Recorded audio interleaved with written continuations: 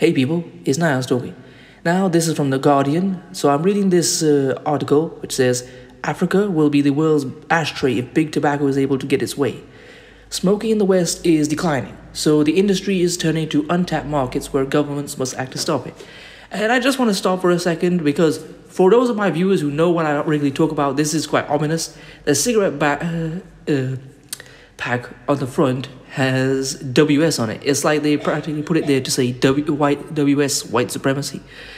So let's go. For decades, smoking has been on the rise, driving more than 100 million deaths in the 20th century alone and creating health and other costs of about 1,500, I think 1.5 billion a year, so I was a bit confused, that have been hampering global growth. According to a report from the Global Health Policy Organization, Vital Strategies, and the University of Illinois Chicago in the latest edition of the Tobacco Atlas, the era of big tobacco is coming to an end. There is an unequivocal drop in global smoking rates to 19.6 in 2019 from 22.6 in 2007.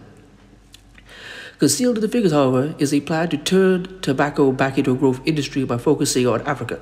Global progress against the tobacco epidemic is driven by large declines, mostly in nations that have raised taxes on tobacco, limited marketing, mounted hard-hitting public information campaigns, and banned smoking in many public spaces.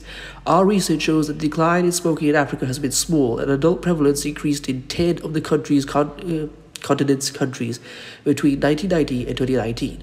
As outlined in research from the University of Bath, a partner in the tobacco industry watchdog, Stopping Tobacco Organizations and Products, STOP. To protect their profits, transnational tobacco companies, TTCs, began shifting their business to relatively untapped markets in parts of the world where the opportunity for growth is largely unrestricted. Nowhere is this underexploited prospect as ripe for the picking as in Africa. TTCs are expanding into African countries where, excluding South Africa, the tobacco market grew by almost 70% through the 1990s, the first decade of the 21st century. Taxation is the most effective way to control tobacco use, but Africa has a poor record in this area. Tobacconomics cigarette tax scorecards rates nations on a scale of 0 to 5, with 5 indicating the best performance.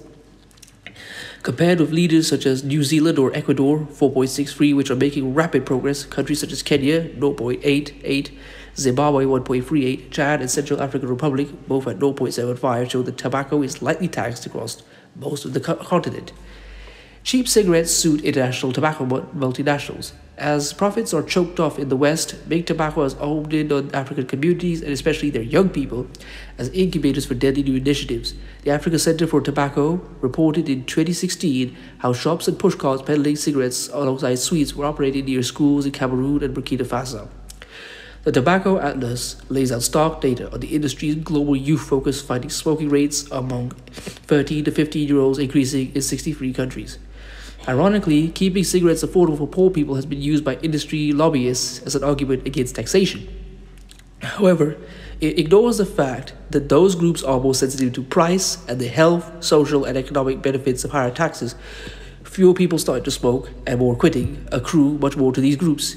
The positive impact can also be amplified by governments that use tobacco tax revenues for the benefit of those same groups, such as supporting programs to help people stop smoking. Another industry argument is that tobacco cultivation in many East and Southern African countries is an important part of the economy.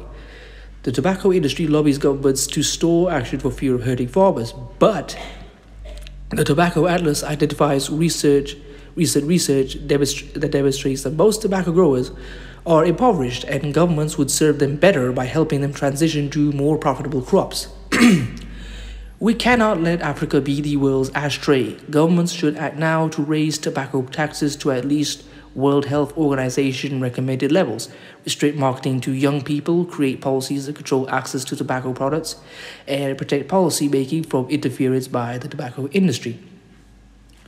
Smoking rates on the continent are still relatively low, and the tobacco epidemic that has already scarred the US and Europe will not inevitably take over in Africa if we act now to protect the next generation. African economies remain vulnerable. The vestiges of colonialism are still at play. We can work together to ensure that global corporations based in high-income countries don't siphon profits out of lower-income countries at the cost of their people's health. Less than 2% of all development aid is dedicated to non-communicable disease prevention. And the figure is even more dismal for Africa, an oversight leading to preventable premature deaths and increased costs, as well as leaving populations more vulnerable to health shocks such as COVID. Financial and technical aid for tobacco control should be readily available to protect Africa's 1 billion people from being the next growth market. It is heartening to see tobacco's influence on the wane anywhere in the world, but this edition of the Tobacco Atlas exposes an industry hard at work to make Africa the new frontier for smoking. It will take a concerted effort to implement established tobacco control measures to resist the powerful multinationals looking to profit at the expense of people's health. As high-income countries act to ensure tobacco-free futures, we need to use the same policy measures to prevent tomorrow's health crises across Africa. Well, we can't really expect any of these Western or non-black nations to care. I mean, if we remember 2020, when French scientists were boasting about doing research in Africa because nobody would care about human experimentation on black people, so we can't really... And that was a thing for all you people who trust the scientists. Look it up.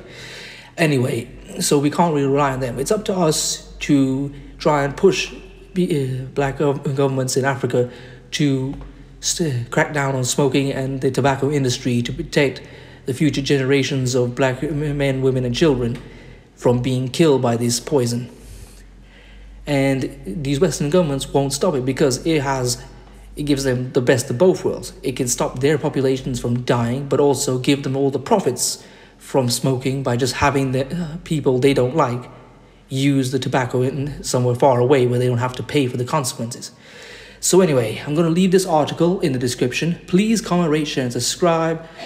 If you'd like to support this channel, I'll leave my Cash App in the description. If you'd like to buy one of my t-shirts, I'll leave it there as well. I'm also an affiliate for Jam Boxes. I'll leave it there. And I've got on a warning on my channel, so please sub to my backup, which will be in the pinned comment as well. Peace.